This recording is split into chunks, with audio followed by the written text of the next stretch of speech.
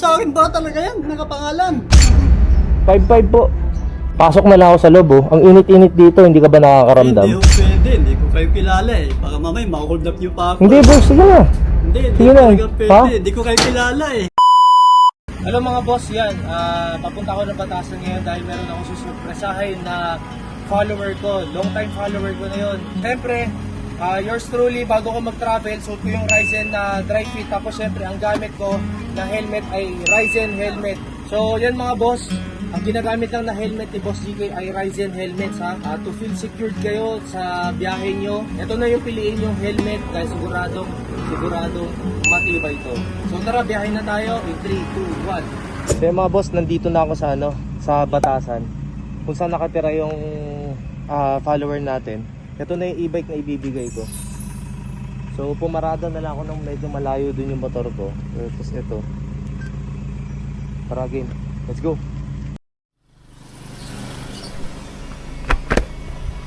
Opo.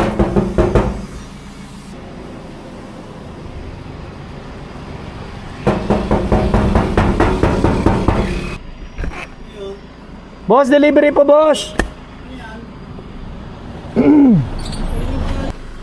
Galing po kay Marilo.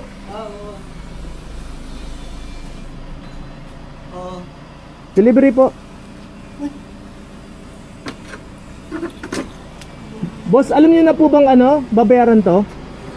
Hindi. E-bike po, e-bike. Naku. Sa akin ba talaga yan? Nakapangalan. Opo, boss. Joey Ordanza po ba kayo? Oo. Ayan po, 59, B9.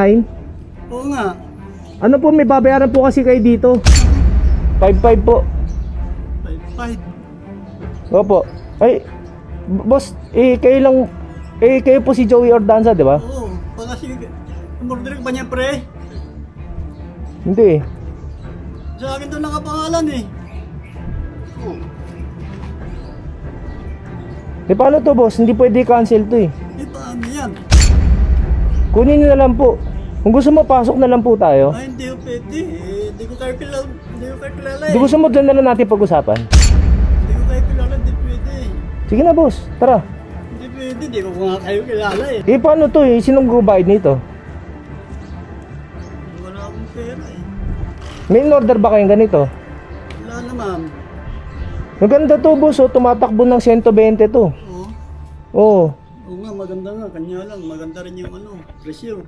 Oh, mura na to, boss. Hindi, boss, ganito na lang. Kung gusto mo, pasok na lang ako sa loob, oh. Ang init-init dito, hindi ka ba nakakaramdam? Hindi ko pwede. Hindi ko kayo kilala eh. Baka mamay mahold up niyo pa ako. Hindi, boss, sige na.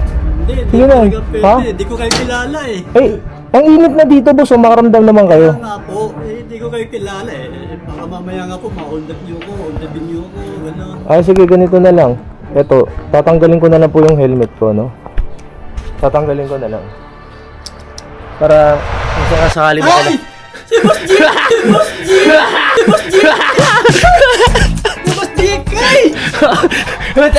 Hindi, bigay ko sa'yo to. Teka. Sombrero ko. Hindi nga!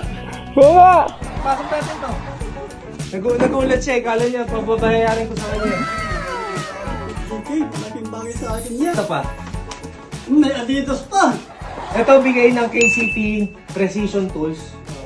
Tapos ito bigay naman ni Boss Archie David King Size Kicks. Upo ka dito, boss. Kasi pag hindi pumasok sa ito, babawin ko. Ay, ganun. Uy!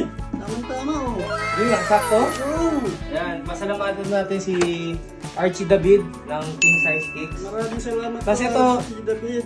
Boss, gusto kong subukan nyo to. Sakyan nyo lang. Paikot lang dito. Sige, tara. Sakyan mo. Ayan o. Para pag mamamalengke ka. Sige. Ayun o. Ayun o. Ito, bigay ng KCT Precision Tools. Kaya ako binigay sa'yo to dahil alam kong number 1 supporter kita. Ano po?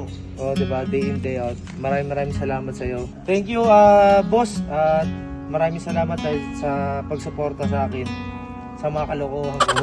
Maraming salamat din, Boss GK. Sa binigay mo, malaking bagay sa akin to. Ayan. I-enjoy mo yan, ha? Maraming salamat. Thank you.